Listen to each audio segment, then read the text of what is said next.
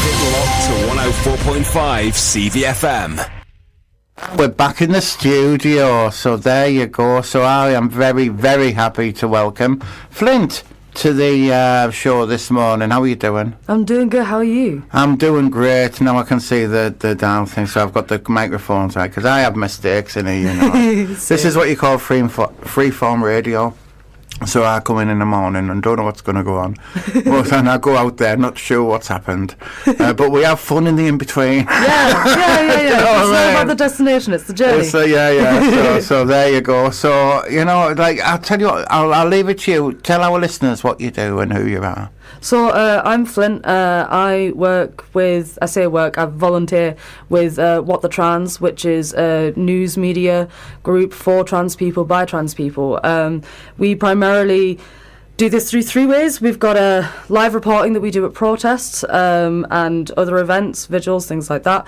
Articles that we put out with anyone who has, you know, either important stories that have happened regarding our community, or people who have, you know, in particular stories or expertise that want to talk on something. And then we have a podcast that we put out once every 2 weeks that normally has some news in it, sometimes interviews about either topical things or wider things, film reviews, music reviews, things like that, pride coverage. How easy is it to access? So say if someone's listening now and they say, oh, I'd like to go and check it out, where do they go? It's on Spotify, it's on YouTube, it's on all of the immediate places that you would go to find your normal everyday podcast. We also do have our own website, whatthetrans.com, and our most active socials at the minute are Blue Sky, because we moved from Twitter when I gave up Twitter. To be honest with you, I'm not going to lie, and like this is like the word cesspit comes to mind when I think of Twitter. To be fair, and I understand that is within the limits of the language. But so I couldn't be on there. For me, like I used to feel it drained my energy. Yeah, similar as in the way as when I joined the Labour Party a few years ago. To be fair, spending all of my time trying to debate who I was. Do you know what I mean? Sort of thing. And it's like, I'm politically homeless, by the way. None of them like me. So, like, deep down, you know, I know I've got friends and stuff. Like we were saying yesterday, it was nice to see a couple of people stand up and put their head above the parapet. And what we're talking about is yesterday there was a gathering it was quite a small protest, but I think Middlesbrough Women's Movement. I think there was a couple of technical issues about getting the word out, and so it wasn't as well prepared for as it maybe could have been, but still there was still 50 plus people there, and there was still at least 10 people got to manage to speak. Some of them spoke for the first time, and finding our voice right now is really important in it. One thing I want to ask you, Flint, is when you're working in the area and you're covering the news stories, you're discussing the topics, I've been doing this for a long time, sort of in my own little, like, upsy daisy in the night garden where just wandering around, you know, sort of thing. And I'm not kidding you. But like the younger people, when you're dealing with all of this and when you're having to report on it and you're getting constant different news articles coming in to dissect and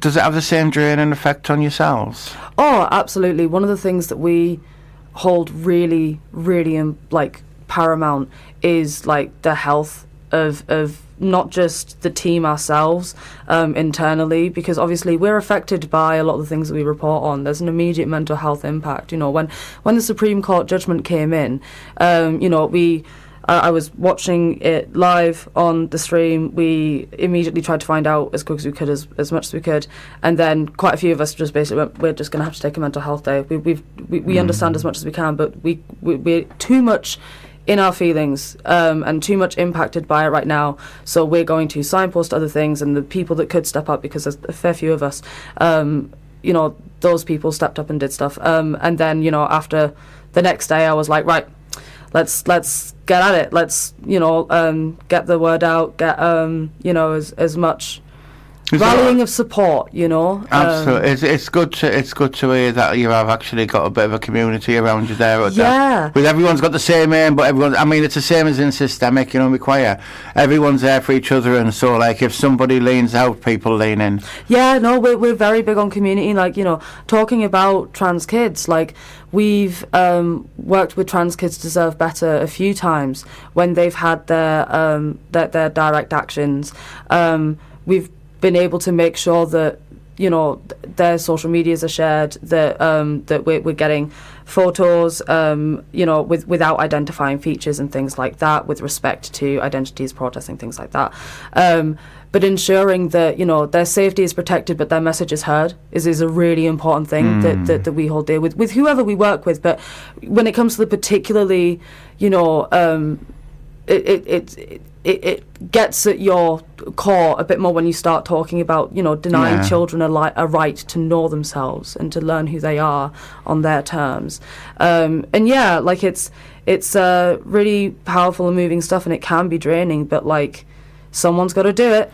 You know, I think I say to people, I deliver training and all that stuff, and I do one session which is like how to be a role model. And it's absolutely right when you see the injustice around you and you're thinking, who's going to do something about this? And then you catch a glimpse of yourself in the mirror. Yeah. And you know, like this whole thing, it's down to everybody's individual actions. Yes. You know, and by everybody's individual actions, it means we've all got a role in this. But absolutely. It does take somebody to like step up. I mean, yesterday at the event sort of thing, the original organizer, I think like something happened and they weren't able to be there. I don't know if they I don't know if they hurt their leg or something. I'm not sure.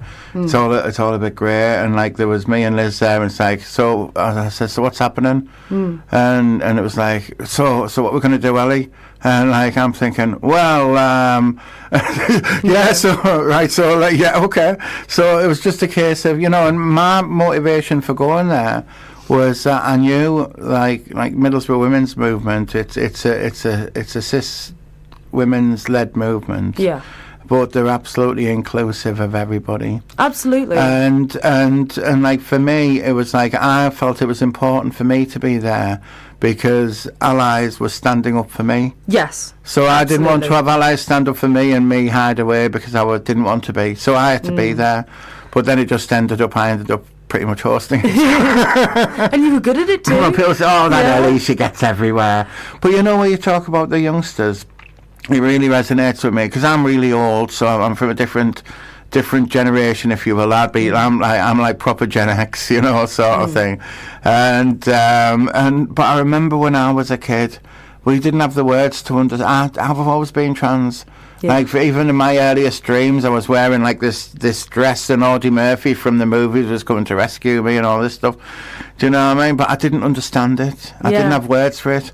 But I remember how I felt the first time I had to get changed in a room full of boys for PE. I remember how I felt when when the whole puberty and the hierarchy comes along. Of, you know, like within all, like as young people grow, there is different hierarchical structures within all of that, and I've done enough social theories to understand, you know, like the positives and negatives. And so even though I was identified as male, I never felt that, and because I never felt that, I didn't recognise the privilege that I had, but I always felt less than or diminished within my group. Yeah, so it's a different experience, isn't it? There's an element to it because I have a, you know, not direct but similar thing where the way in which, you know, what we're talking about is erasure, privilege at the same time as erasure. Often it's going to make it hard to recognise that privilege.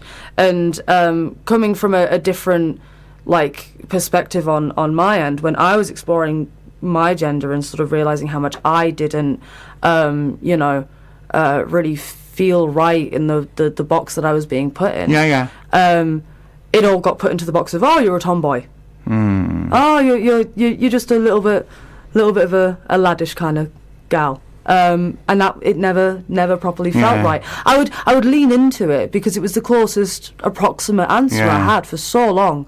But realistically, it was, well, why does that still have to operate within this box that is fundamentally... We define ourselves. Ultimately, I feel like we define ourselves, and every one of us has a different experience. I'm a big Soren Kierkegaard fan about truth, like subjective truth. Like your truth is just as valid as my truth, and then both truths can exist in the same space. Do you know what I mean? Because yours is your life, mine's my life. Yeah. And you take that out into the wider world. And that isn't the case. I'm just going to turn. I'm going to have to. I'm so glad it wasn't my phone. No, it's something. I do. The thing is, I say to people, if you want perfection, go to Radio 4. Well, I do. I listen. I'm not going to kid. I love the Archers. I listen to Radio 4. My dad used to really not enjoy the Archers, and now he's gone full 180. Oh yeah, it's brilliant. Really and like, I don't know if you listen to them on a night, but they have like comedy shows on. And if you have a comedy show on radio, and if it makes you laugh, that's proper comedy. Do you know what I mean? Without the visual, and then they'll have like some of the quiz shows. They'll do like a play for today, but a radio version. I get really into them. I'm thinking, I need to get up the car and go, but I need to see how this ends. Does she get with him? Do you know all this type of stuff? Sort of thing. But Sunday morning's different. You see, Sunday morning this is a human show. Yeah. This is a human show. We don't have a production team. We've got a radio desk and a presenter. We are reptilians. But that's what I love about it, because when people come in, it's like oh yeah.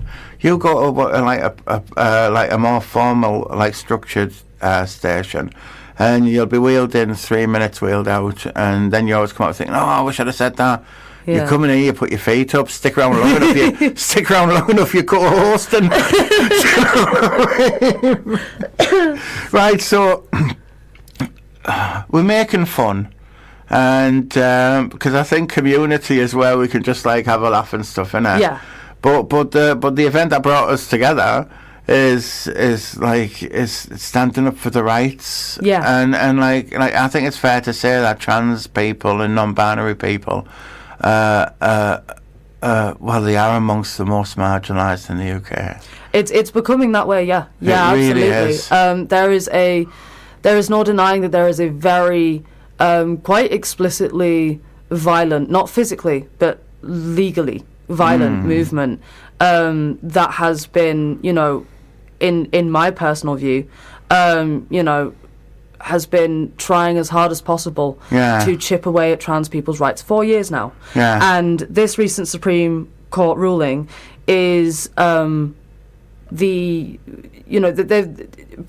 a couple of years ago, it used to be that you'd see these cases and they would, continually find not in favour of the transphobes in question, and regardless of what the outcome was, whether there was a sliver of they kind of had a point on this, or whether it was a complete wash of you're not getting anything, they would still report on it as a win.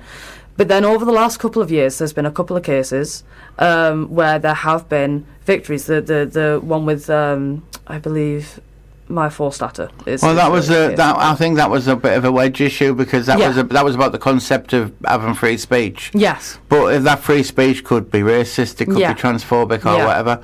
And it was finding that line, and the but it was reported on as much more of a victory, at least by the transphobes in question. But this recent Supreme Court case is the victory that they were really gunning for all along, as far as I see it. And we are now left trying to ensure that this isn't a clean sweep. We're left trying to occupy space that they haven't given, and I don't feel as if it's a complete report, because some people said to me, oh well, it was just about the definition and about a specific thing and all that, and if it was about pregnancy, and that side of things, then you'd recognise that you'd have some trans men who'll be in that position, non-binary masked people might be in that position, wouldn't fall into that category. So it's about the language you use. And Emile Durkheim says language is a social fact. You can't legislate for if one village uses one set of terms and another village uses another's. Are we trying to impose an overall? I think the edges is where we exist. I've got friends who are in lesbian couples, and their relationship is between them two people, and they've got solid relationships.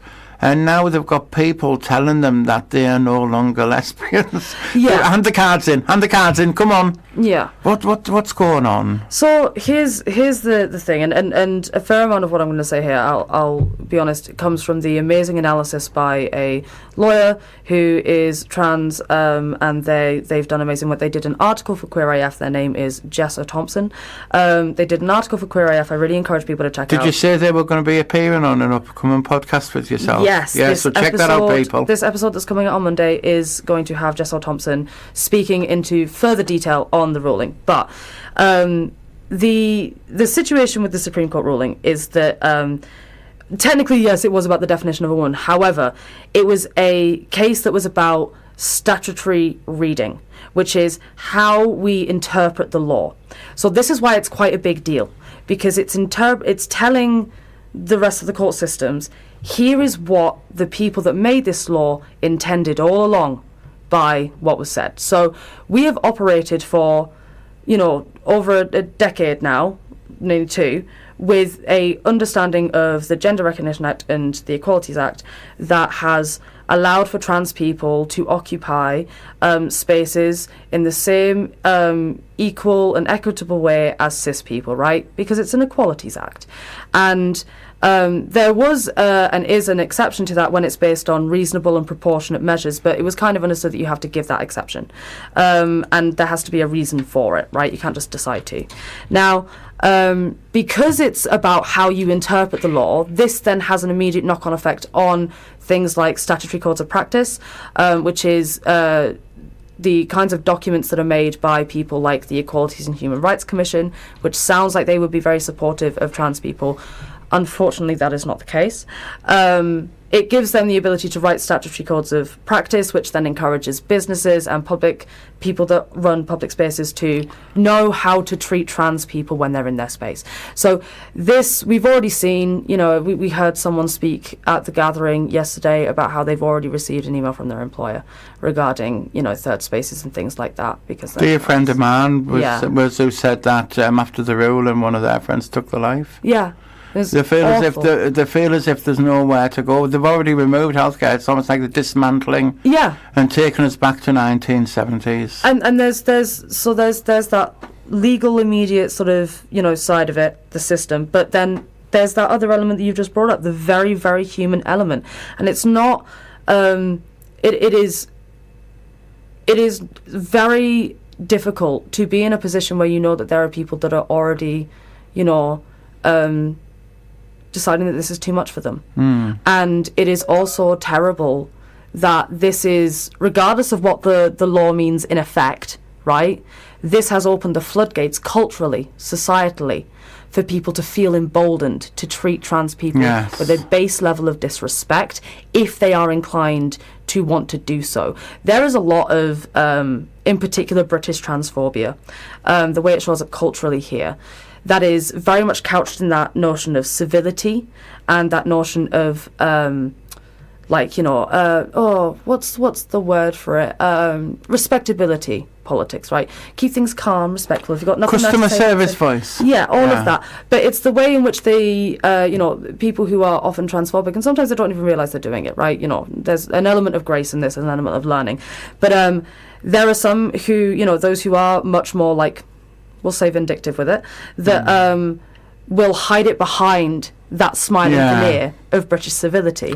And this has broken that facade a little bit, and we're already seeing that last year with all of the riots. Yeah. And I think it's certainly set a line as a starting point, so we know we don't have to be within any doubt anymore. We know that the challenge in front of us. But from that starting point, like of that definition, I feel as if it's incomplete as well, that report. Yes. Because they haven't, what have they actually defined? So they haven't said chromosomes, they haven't said genitals. Yes. There's loads of ways you can define, and if we're going to really define it, then we're going to define a lot more, aren't we? Yeah, that's one of the biggest issues with this ruling as well. And I just want to say I'm not a lawyer. I'm just speaking. Everyone's got a reckon, Flint. Right? Yeah. Everyone's got a reckon. But and there's the thing is, the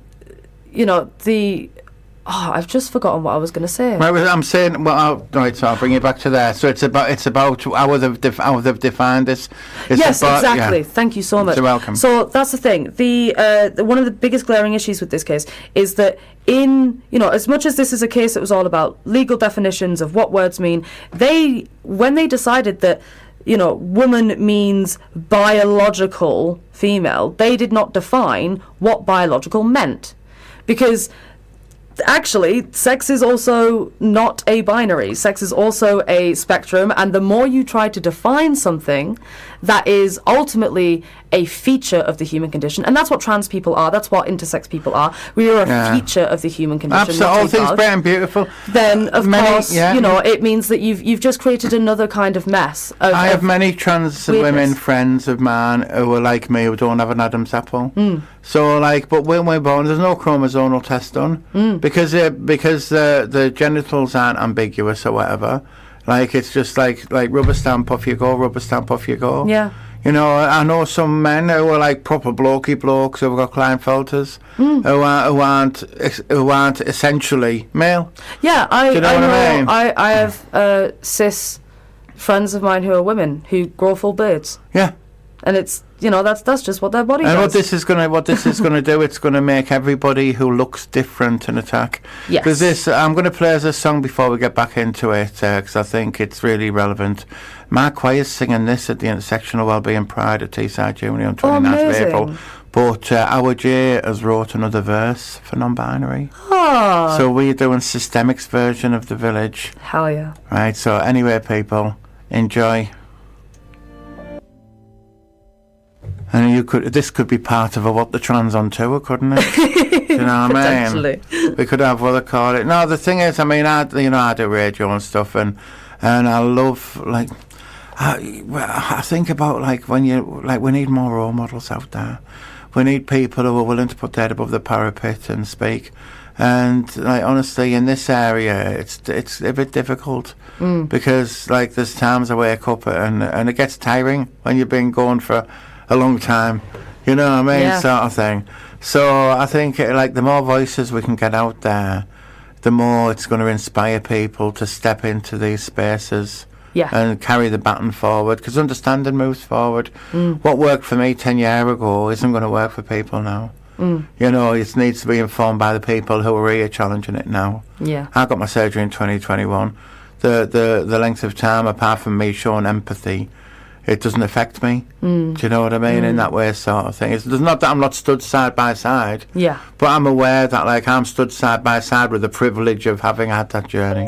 Yeah. Does that make sense? Absolutely. There was a sort of I don't want to speak in past sense terms, but obviously it feels that things are hurtling towards a particular direction right now. But there's before the last few years, there was a cultural difference in the way that we spoke about trans people and the access that people had to trans healthcare. It's never been perfect, but those who are in this particularly, we're all community members affected by this rhetoric, this society and all of this. But those who are still having to fight for access to their healthcare in the first instance are in an extra sensitive and vulnerable position. And I'm awkwardly within that myself. I've not been able to, I say complete transition, I'm non-binary trans masc. So what does completing a transition look like to me personally is a different question. But there's a lot of there's people that I know that have just decided to get on hormones. Yes. And now they're having that taken away from them. Yes. Or they're having to decide to try and bridge the gap with their GP who is being fundamentally unfriendly with them. I swear. Listen, right, I've supported over 2,000 people going through transition in the past decade or so. Amazing. I've supported... get about. I've supported... Actually, I created the first trans safe house in the UK. It was the Our House project in Stockton. Oh. Do you know what I mean? But, I'm one of these, I'm asking autistic. I wake up every morning as if I've done nothing and I just keep going. It's my special focus, so, this is my job, so I'm just, you know what I mean? No one pays me, I just do it. Do you know what I mean? Yeah. It's like that. I just wish I'd have given myself an easier job. Sometimes the world gives you the job you need. But the thing is, I know people who self-medicate, And if you take the wrong dosage and stuff like spiralactin, for instance, you take the wrong dosage of that, it won't negate your testosterone. It will increase your testosterone and mess your liver up, and like stuff like that, or kidneys, and like it can cause problems. I know people who go to the doctors who are self-medicating, and I've actually witnessed doctors refuse to give blood tests. There's a lot of a lot of shenanigans, I'll say, that goes on with the ways in which trans people are denied healthcare. And the thing is, not all doctors are ethical. You can't force them. It's one of going on? It's one of the like really interesting, I guess, intersections that I've experienced. I'm disabled, and I've seen that trans people, we have to become our own doctors in the way that disabled people often have to become our own doctors. We often know the system, and like we know the healthcare route better than practitioners. That's for certain. The amount of times I've had to sit down in a room with a doctor who's, wonderful, very, very friendly, very, very well qualified, but they don't have the cultural context to be able to understand, the complexities of how my different conditions interact with one another, because they aren't a specialist in autism at the same time as rheumatoid things and stuff like that. The inequality in the world of autism's even that's another altogether. That's another podcast altogether. Yeah. I swear, do you know what I mean? And the lack of services for people who are on the spectrum as well. That's by the by. What I find with the doctors though, it's so frustrating.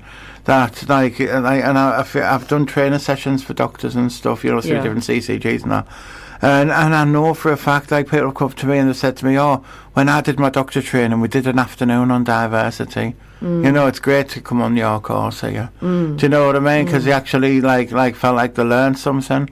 Now we are going into general practice. And like everybody in that sort of area, you see PD, your continuing professional development. Yeah. Like it should be to fill in the gaps. Yeah. But you still see some older doctors who still haven't got a clue. So many years have they refused to fill in those gaps. Personal responsibility, maybe. Yeah. I think it's also very difficult because there's this recognition of how the NHS is in a particularly difficult position right now, not necessarily with regards to trans person, but overall the NHS is being treated poorly. I'm trying to keep nice radio words because normally I can be a little bit more liberal with my language on the podcast. But the NHS has been underfunded. It's going through a thing of privatisation, and that doesn't look like that's going to stop with Keir Starmer, and at least in my personal opinion. And because of that, it's in this strange position where it's like, yes, everyone is being affected by the problems in the NHS, but trans people are being affected, because of that, and also transphobia, which is a whole extra level of problems. And so it's like, I understand and recognise that, 9 times out of 10, the doctor that I'm going to be seen by is likely overworked, is likely not got enough time in the day to literally see all the patients that they have, and then is expected to be able to deliver all of this like close-up, personable care on top of that. But like, the answer to that to me is not then bringing in the systems and the bans that have been brought in on our healthcare as a result. You can't just decide to not treat someone's heart disease because you need to sort out how you run the cardiogram clinics. That's not how that should work, in my opinion. I have to thank you for holding back there. I noticed we nearly went off somewhere. Where's the bleep button? So thank you for that.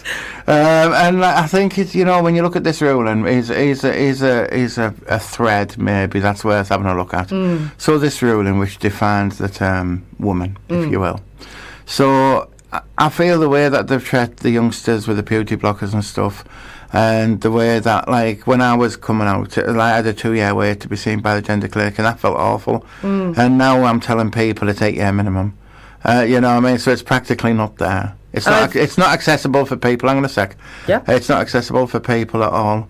So it's almost as if they're removing the option of NHS transition. Now, if this ruling affects further, because they won't be done until they've practically dismantled our system. But then what's going to happen? What you're going to have is you're going to have no gender services, because if it's impossible for a biological male to become a female, if it's impossible for a biological female to become male or non-binary, because the NHS also supports non-binary people, then surely the NHS won't be qualified to give treatments and surgeries on something that the law deems is impossible. Now, if in that scenario, does that mean everybody who transitions through the NHS then goes back to the NHS for reparations? And obviously they can't, you know what I mean? Where does this thread go? Because people are looking at the way of like just beating trans people up. But if you think of it in the round, where does that thread go? Because if it's impossible and the NHS can't do it, what about the people the NHS did it to? Yeah. I think, well, the thing is that I think there's a move to set up a system that is, you know, focused on managing and delaying transition for as long as possible, in my personal opinion. It's conversion by another term. It's conversion whilst passing conversion therapy legislation. Yeah, they're calling it gender exploration therapy, which again sounds very, oh, that's what you'd want. You want people to be able to explore their genders. How nice. That's not how it's actually functioning when we look at this is again something that we've got on the podcast. We've got a breakdown of the mind-ed services that are being set up, including as well the detransition pathways. It's a separate thing that they're setting up. And they're definitely encouraging, you know, you to kind of consider it an almost, you know, a very scary and intimidating thing to even ask a doctor about, and that's not how healthcare should work. No, it isn't. I mean, I've supported, out of them 2,000 I've supported 5 people who've detransitioned for no outside pressure. They detransitioned because they explored the gender and they realised it wasn't for them. And like, so, you know, and if we understand gender can be fluid, then some people will come under that category statistically. But that 5 people out of 2,000, when you think of like trans people is around 1%, so it's a minute amount of people, and I know their lives are important too. And so the lives of the intersex people, like I know from the Guardian articles I read a few years ago, 80,000 people live in our country who our society has put through surgery to fit into the binary, and that's not even counted all the other intersex conditions. I feel as if we're going one way, but really speaking, once we actually start to dissect it and look at it more clearly, maybe through the microscope, we will see that we have got many people who we don't allow basic human rights. Absolutely. We can talk a lot about the way in which children that are intersex, if it's something that is noticed when they're first born, how many go through surgeries to align them to a gender before, you know, they would have developed. Well, 5 years ago, the estimated figure was 80,000 people. It said it could fill 2 football stadiums. Yeah, and also there's, you know, a lot to be said about the way in which, you know, our healthcare systems are meant to operate on informed consent and don't. And there's a lot of talk about the, you know, oh, well, the systems are overrun. There's so many people going to these services that, you know, they can't see everyone, and that's why it seems like it's jammed up. But a really, really good journalist advocate whose name I have forgotten, Claire. She did a amazing breakdown of all of the data from gender clinics throughout the UK that goes from like 2010, 2012 through to like last year. And we have the data of how many people are being seen, how many people are getting first appointments, how many people are being seen throughout, how many people are being discharged, all of that, right?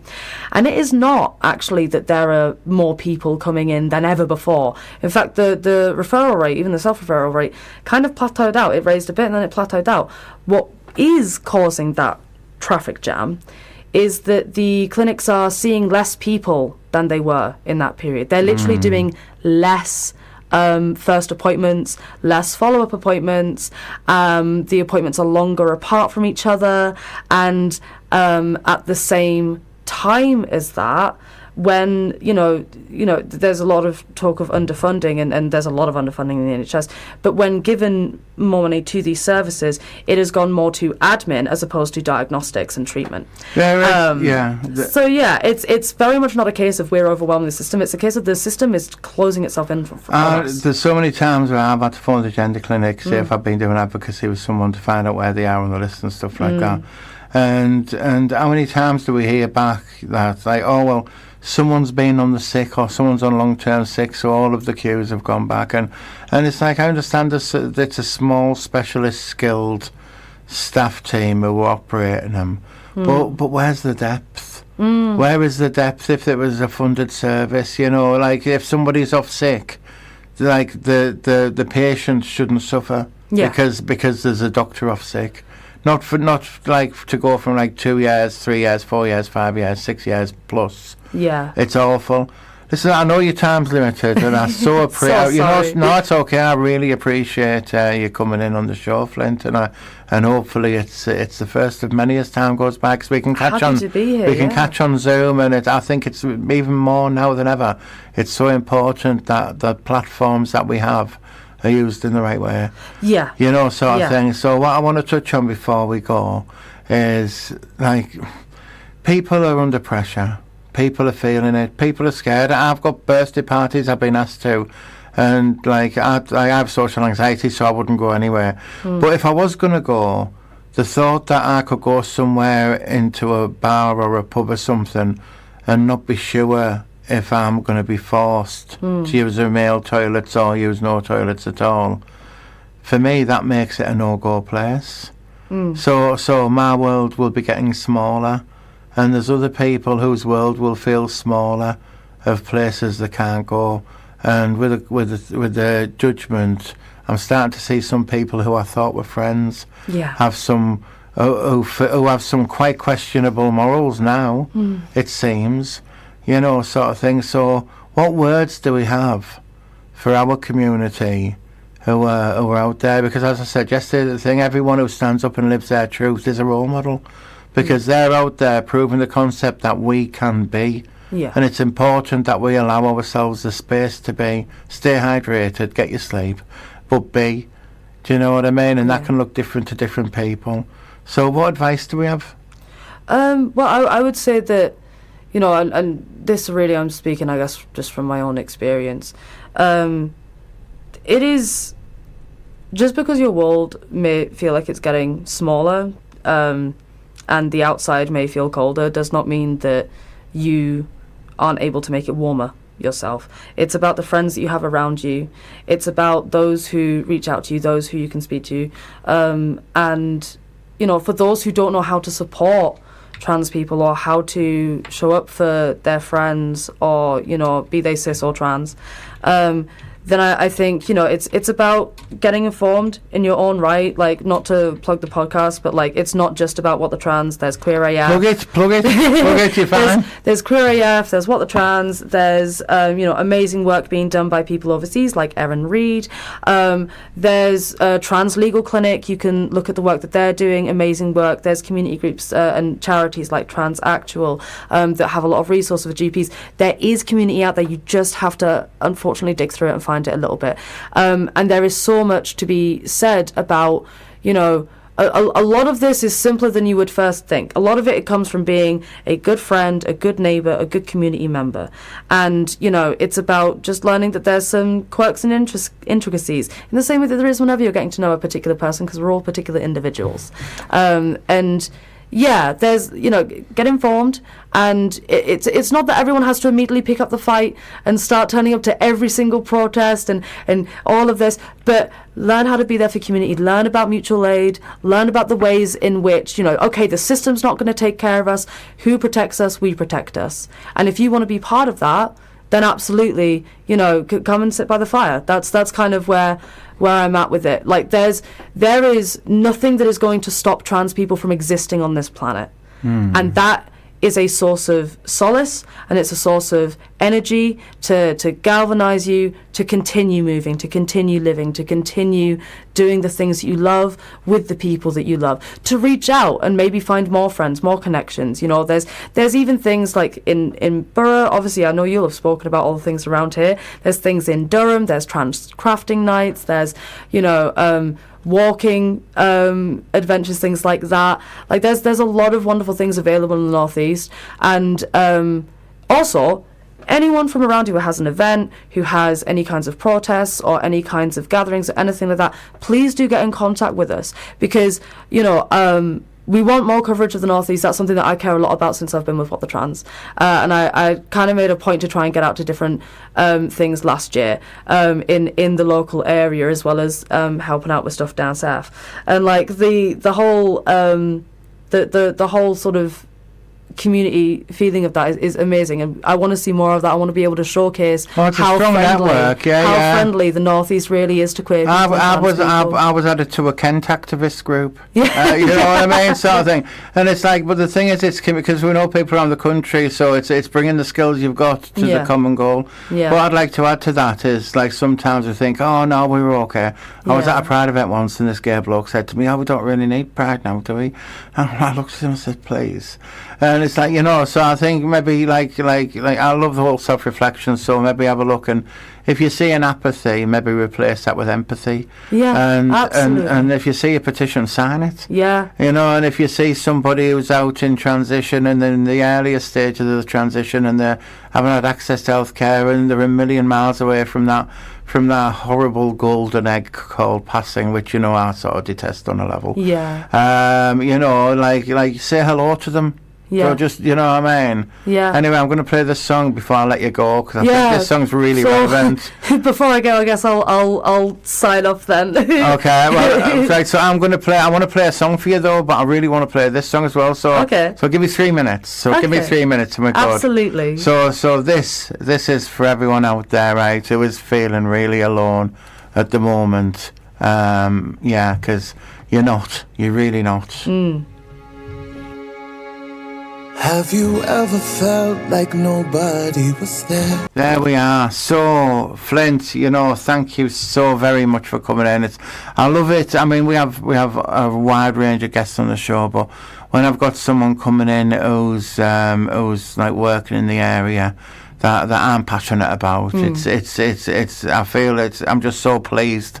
I'm just so pleased that we had that chat yesterday. Do you know what I mean? Because serendipity, and that's how community happens, innit? You talk to we change the world one conversation at a time. Absolutely. So thank you, and there's a seat here for you anytime you're in the area. So, and I will have a chat with you beyond this to see if we can get some. It could even be a case of getting some of the What the Trans podcasts and me taking some of the swear words out, because the content's needed to be out there, is you know what I mean, sort of thing. When we have a serious interview, you know, we do treat it seriously. We aren't doing comedic. And I'll get the MP3, I'll get the audio from this for you, and I'll send it over to you. So like, use it as you see fit.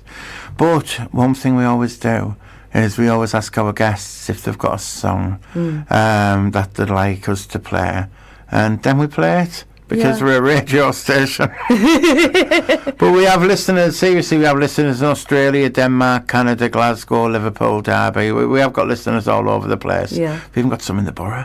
Hey! Of the borough. I was complaining of the borough. I was complaining once to our station controller about how I'd never get a sleep in. And he said to me, Ellie says, do you realise a Sunday morning slot is the premium slot on the station? I said, no, I'm very grateful. Thank you. I'm very grateful, thank you. Right, so I need a song from you, Flint. I'd go for the Sun is Shining Deluxe edit. It's a house remix of a really good Bob Marley song. It's one of my favourites, and it's one that I like to listen to when the spring comes around. And it's been absolutely wonderful being here and chatting with you, and I'm very happy to come back. And, you know, I guess to any of the listeners out there, like, happy Easter if you celebrate, happy WrestleMania if you celebrate. For those that listen to Snoop Dogg, enjoy the festivities, stay hydrated. Hydrated, that's my thing. I'm avoiding this year's WrestleMania because I was Team Cody last year. And I think he's going to get beat. I don't want him to, but I'm not staying up late to watch him get beat. I'll be depressed. I cannot wait to see the madness that goes down. I like the madness in the theatre. Yeah. Right, anyway, thank you very much. I know you've got your travels to be on, so here is Sun is Shining, and get out there and shine with it, my friend. Hell yeah, have a great day.